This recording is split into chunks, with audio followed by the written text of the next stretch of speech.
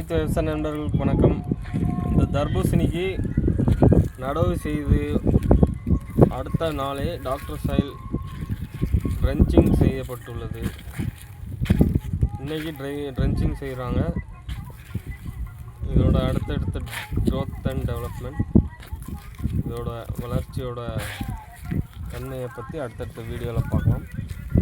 இது ஆரம்பத்துலேருந்து தர்பூசணி மற்ற எந்த பயிருக்காக இருந்தாலும் டாக்டர் சாயில் கொடுக்கும்போது அதோட வேர் வளர்ச்சி, வேர் அழுகல், வேர் முடிச்சு, நூல் புழு தாக்குதல்லேருந்து, தண்டல்கள், அதோட வைரஸ் தாக்குதல்லேருந்து எல்லாத்துக்கும் தீர்வு கிடைக்கும்.